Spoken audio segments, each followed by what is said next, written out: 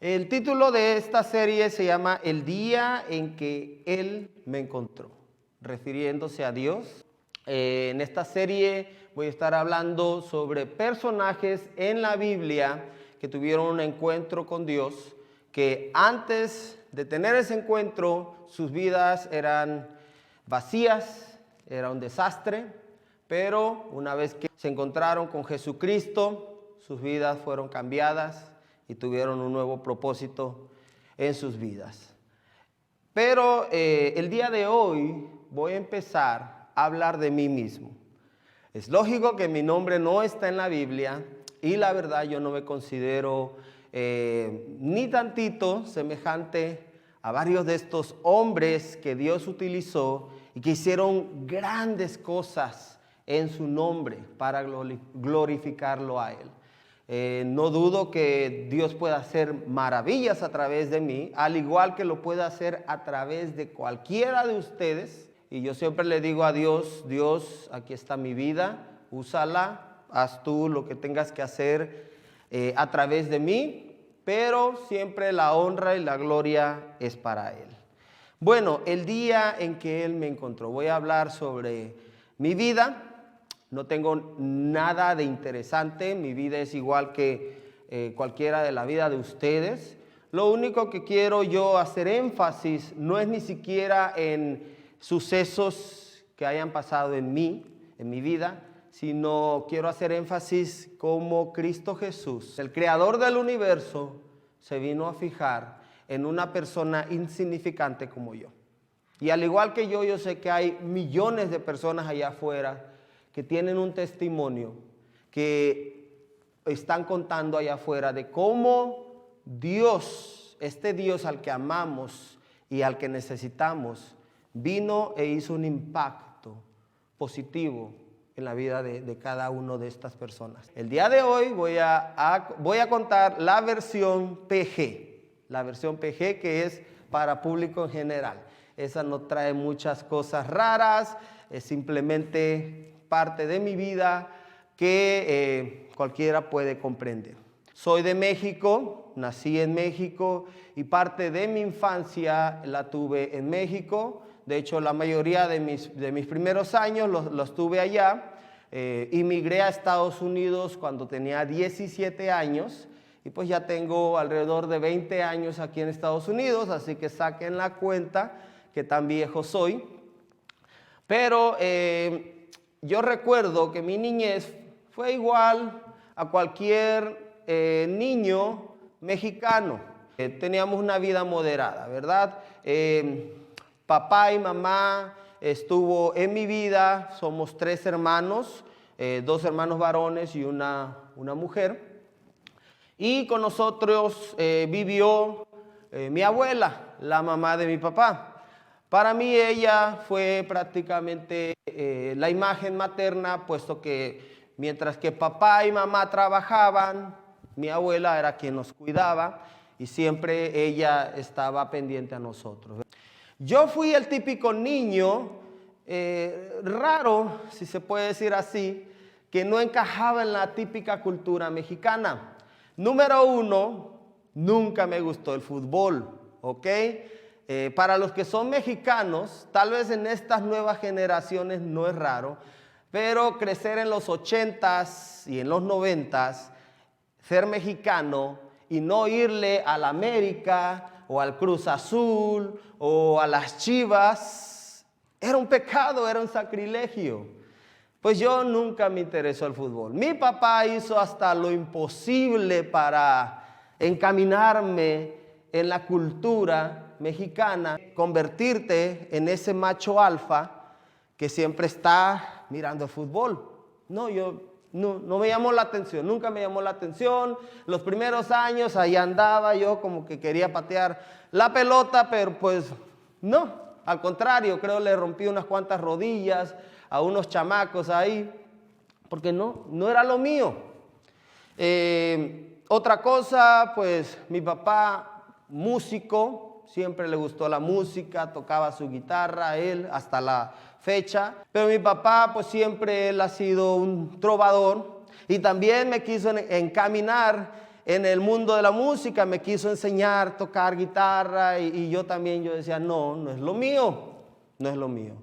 Prácticamente yo como que fui el hijo que mi papá quería, soy el primogénito, pero no era lo que a lo mejor él esperaba, ¿verdad? Él quiso encaminarme en sus caminos, lo que él sabía, pero pues no. Otra cosa, pues mecánica, nunca me interesó. Trabajar con las manos fue algo que nunca me interesó. Prácticamente siempre fui el rarito, el raro de la familia. Y a veces yo me preguntaba, ¿por qué? Porque yo soy diferente. Aún iba a la escuela primaria, pasé a la escuela secundaria y simplemente por ser raro, por ser, bueno, lo digo así raro porque pues así como me categorizaban, yo era ese típico niño gordito, ese típico, bueno, todavía lo soy, ¿verdad? Pero ya no soy tan niño. Pero era ese típico niño gordito que pues siempre se mantenía solo. Sí, jugaba a veces con los otros muchachos, pero la verdad yo siempre quería estar como solo, dibujando. Eso sí, para mí el escribir y el dibujar era mi mundo. Yo podía pasar horas dibujando o escribiendo, tontería y media, pero pues yo estaba ahí, ¿verdad? Y siempre no faltó el muchacho que viniera y me pateara, o quisiera ahí como hacerme bullying.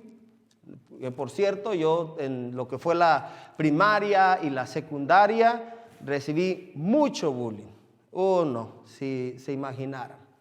Mi papá nos quería tanto, tanto, tanto, tanto, era su forma de mostrar su amor, que él siempre decía que él tuvo una niñez difícil también. Él dice que él prácticamente creció en las calles, aprendió a defenderse, él con los puños y todo eso.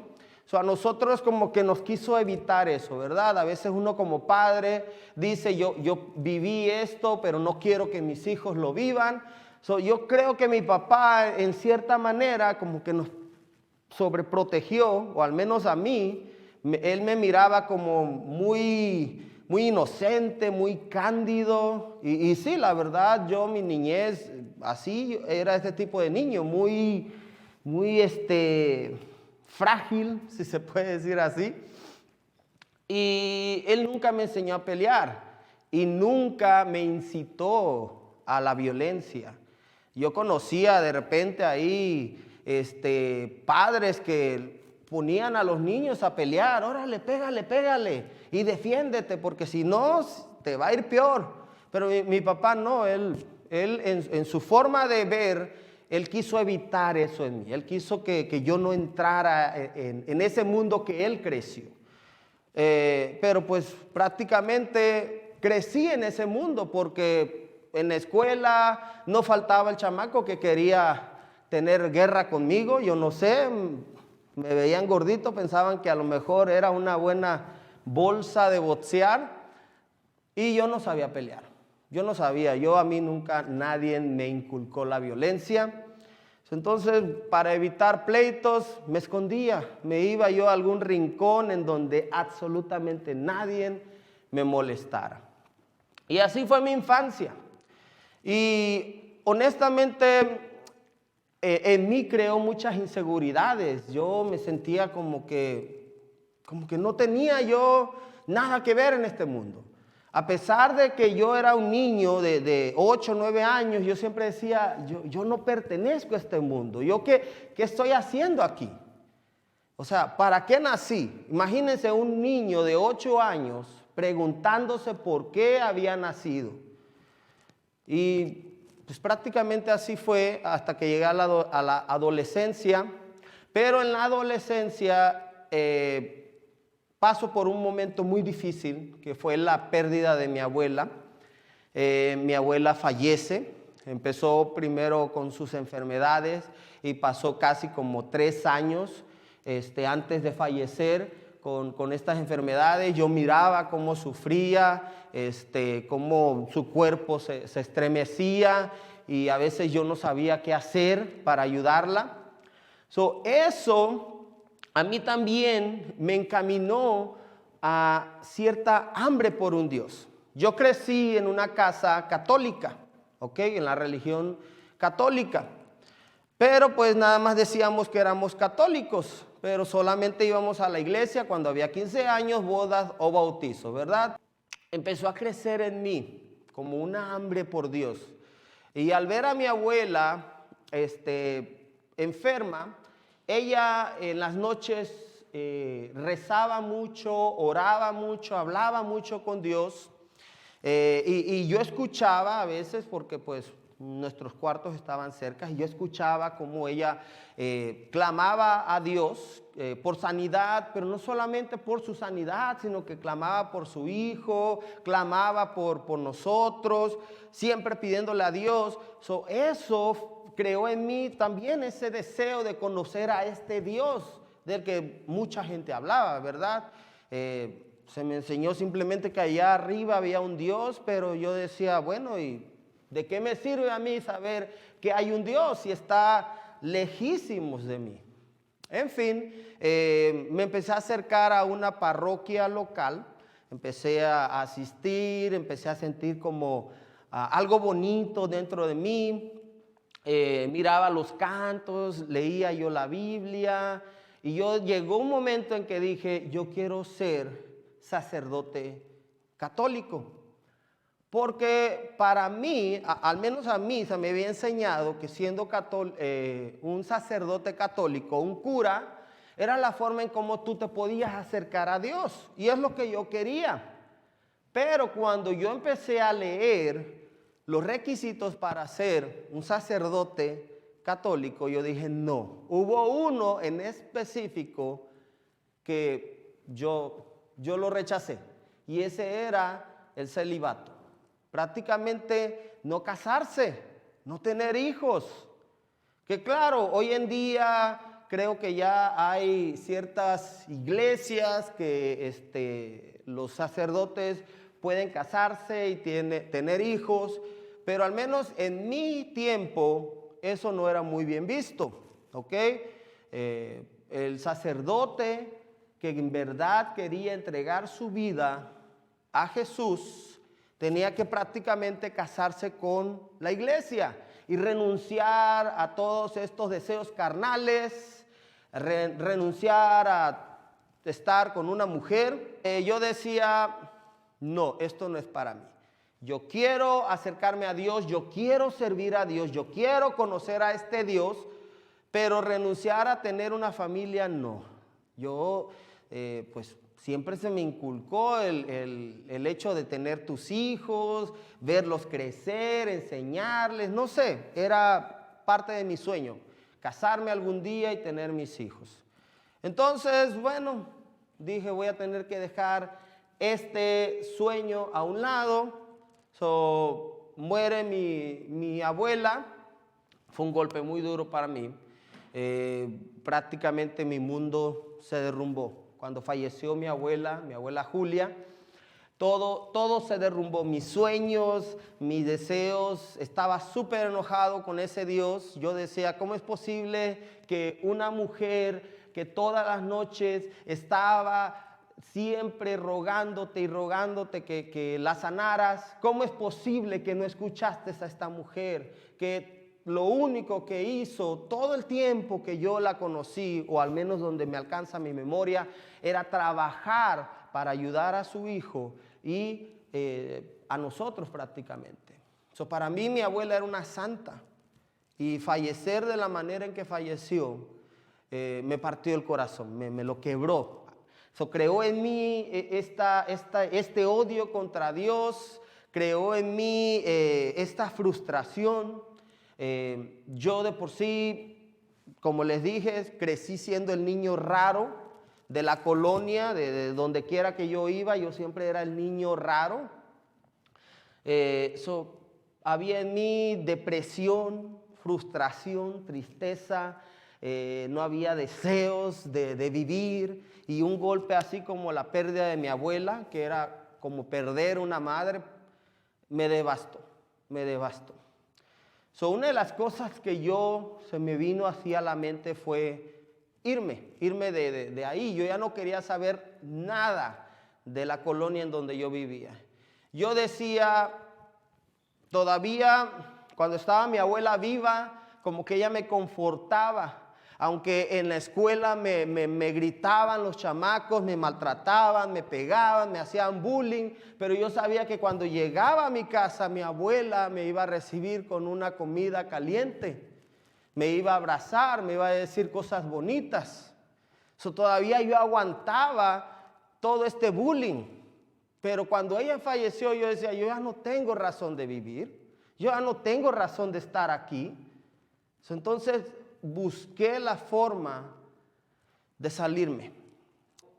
Prácticamente todas esas personas que me hicieron bullying fueron parte de la razón o del motivo por la que yo salí de México. Yo les decía, yo aquí no pertenezco. Aquí todo el mundo me odia, todo el mundo me mira como cosa rara, todo el mundo me mira como si yo fuera algo que no vale. Y decidí mejor salirme de ahí. Me vine a Estados Unidos a los 17 años. Me vine con la promesa de juntar dinero y regresar para seguir estudiando, porque yo tenía las ganas de seguir estudiando y superarme en la vida. Pero pues cuando llegué aquí encontré algo que yo creí era la libertad. Sí, trabajé, agarré dinero, mi dinero lo utilizaba como yo quería. Al principio, los primeros meses fueron como algo bonito, pero poco a poco, sin darme yo cuenta, me empecé a hundir a una depresión peor de la que yo estaba en México. Yo creí que moviéndome del lugar la situación iba a cambiar, pero no. Creció, empeoró, puesto que yo ya no tenía a mis papás, estaba acá solo, tenía que trabajar en la mañana y en la tarde y eso era todos los días. Llegó un momento en que yo dije, la vida no tiene sentido. Traté de suicidarme la primera vez, yo sabía que estaba yo solo, así que pues mientras yo estaba mirando una película, no recuerdo cuál era, pero esa película era la más deprimida que pude haber mirado. Si ustedes están deprimidos, eviten mirar películas que lo único que va a hacer es traerles tristezas. Traté de suicidarme, traté de cortarme las venas. Gracias a Dios que mi cobardía fue más grande que mi valor y no lo hice. Nada más me hice una cortada ahí pequeña, pero no. Cuando sentí ya el filo de la navaja, me acobardé y dije, no. Voy a buscar otra forma menos dolorosa para morir. Yo tenía todavía esa mentalidad de suicidarme, pero nada más el sentir el filo de la navaja, yo dije, no, esto es muy doloroso. Y empecé a investigar en el internet, pasaba horas en el internet y cuando yo estaba en el internet empecé a adentrarme a otro mundo. En el mundo del ocultismo. Yo descubrí aquí en Estados Unidos que las librerías públicas te dan internet gratis, te dan el uso de la computadora gratis. Para mí era el paraíso prácticamente, porque yo podía pasar horas, desde que abrían hasta que cerraban, yo podía estar en la librería pública, navegando en el internet.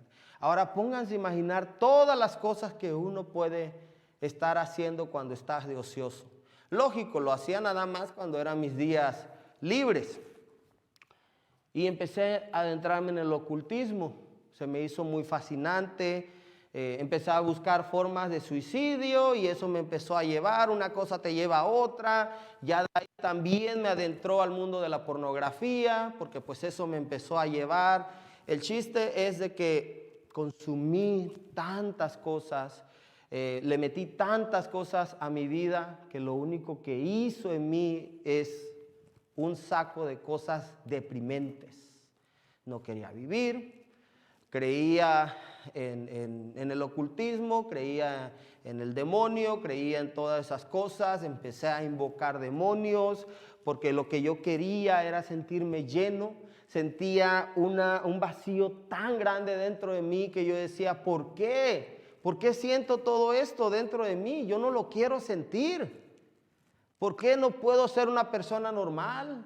A veces me agarraba, me metía al baño, empezaba yo a mirar mi reflejo, empezaba yo a pegarme, a arañarme. Yo tenía el cuerpo todo marcado de que yo mismo me lastimaba. Era un odio tan enorme que tenía contra mí mismo, mezclado con depresión.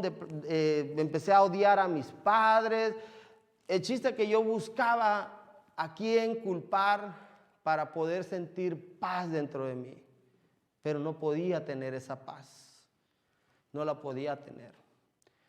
Como les dije, había agarrado este odio con Dios y llegó un momento en que dije, yo ya no creo en ti, si en verdad existes, no creo en ti, yo renuncio a ti, yo no quiero saber nada de ti porque dejaste morir a mi abuela, a la persona que más quería en el mundo.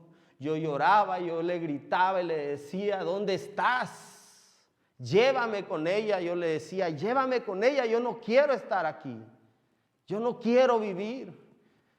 Pero cuando no escuchaba nada, cuando simplemente hablaba yo al aire y nada contestaba, fue cuando yo dije, yo sabía que no existías. Yo sabía que todo esto de un Dios era solamente para tener a la gente hipnotizada, engañada. Y fue cuando me hice ateo. Ya no creía en Dios, ya no creía en nada, no creía ni en mí mismo. El chiste es que empezó en mí a crear varios sentimientos de odio, depresión, confusión. Llegó un momento en que empezaron a llegar a mi casa estas personas que siempre cargaban un libro parecido a este, la Biblia, y llegaban y empezaban, mire, queremos hablarle de la Biblia, y yo, no hombre, parece que hasta me lucía gritándoles en la cara. ¿Saben qué? Se me van, pero de aquí en este momento no quiero saber nada de su Biblia, no quiero saber nada de su Dios, yo no quiero saber nada de ustedes. Y siempre terminaban yéndose, pero con una frase, decían, Cristo te ama. Parecía que me echaban agua caliente cuando me decían eso, Cristo te ama. Y a mí me ardía, ¿saben por qué? Porque yo decía, a mí nadie me ama. Toda mi niñez viví siendo rechazado. Nadie me ama. Eso es una mentira que alguien me ame. Yo decía. Y cuando ellos decían, Cristo te ama, me dolía. Porque yo quería creer que en verdad alguien me amaba. Yo quería creer que en verdad alguien sentía algo por mí. Pero no. Yo en mi imaginación o en mi dolor, yo decía, nadie me ama. Pero pareciera que clavaron un clavito ahí, como que pusieron un alfiler en mí. Y yo cada vez que me acordaba de estas personas que venían, que por cierto nunca se rindieron, siempre llegaban y tocaban la puerta. Y les doy gracias a Dios de que nunca se rindieron, de que perseveraron ahí a pesar de que yo era grosero con ellos. Pero siempre ellos decían, Cristo te ama. Y pusieron en mí esa duda. Yo decía, ¿será que en verdad me ama esta persona? ¿Será que en verdad siente algo por mí? Entonces fue cuando por primera vez visité a una iglesia. Y yo miraba que todo el mundo brincaba y aplaudía. No era la típica iglesia católica que yo conocí. Y esta gente, pues, yo miraba que estaban alegres. Y yo decía, pues, ¿de qué están alegres? ¿Qué es lo que los hace alegres? ¿Qué es lo que...? No lo entendía yo. Pero bueno, lo empecé a tomar como para desaburrirme al principio. Yo decía, de estar encerrado aquí llorando, pues voy a ir a ver qué hacen estos locos, yo decía. Y si algo no podía soportar era que me abrazaban y me decían cosas bonitas, y yo decía, bola de hipócritas, nada más me quieren aquí para llenar su lugar. Pero a la vez yo por dentro decía, no, pues sí, se siente bonito que alguien te abrace, que alguien te diga bienvenido, qué bueno que está aquí. Digo, se siente bonito, o sea, yo a la vez siendo cortante, hostil con ellos, pero ellos siempre mostrándome amor. Entonces, un día yo llegué y siempre pues yo me sentaba hasta atrás. Yo quería ser invisible, para que cuando terminaba todo, yo era el primero en salir. Y estaba un predicador hablando, y empezó él pues a hablarle a la gente y todo eso. Y me apunta a mí y me dice, tú, el que estás allá, el de la camisa color tal, ven para acá enfrente porque Dios tiene un mensaje para ti.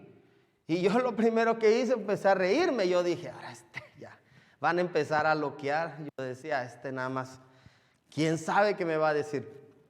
Y no pasé. Y como 3 veces me dijo, Dios tiene un mensaje para ti, ven, recíbelo. Y yo hasta más me agachaba. Yo decía, no me mires, no voy a pasar. Y no pasé.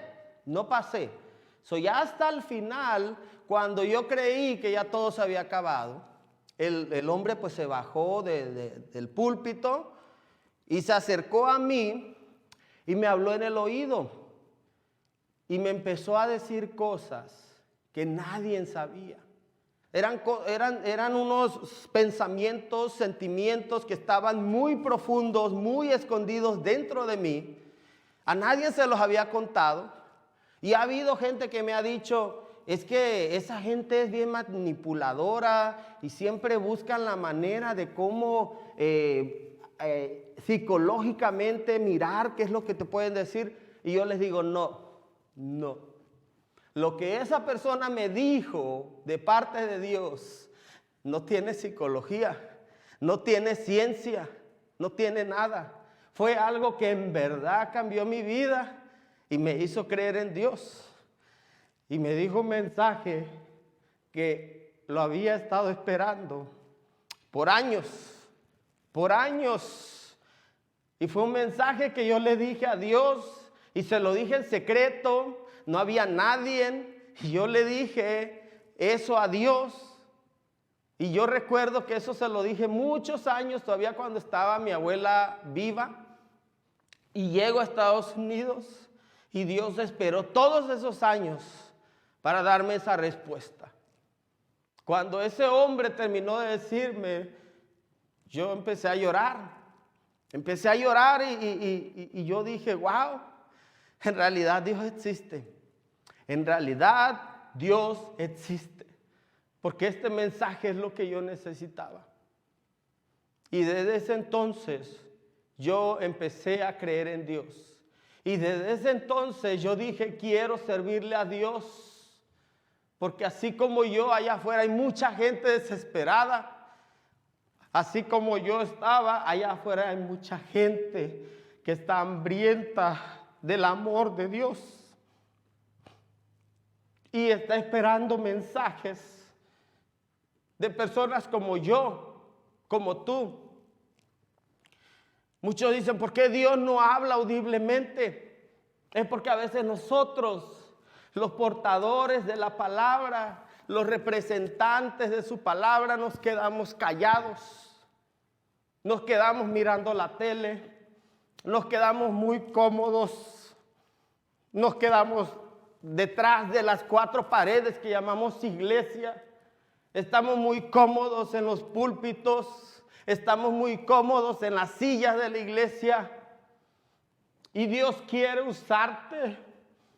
Dios quiere utilizarte para que lleves ese mensaje y le digas a personas que tal vez creen que ya no pueden vivir, que ya no deben de vivir.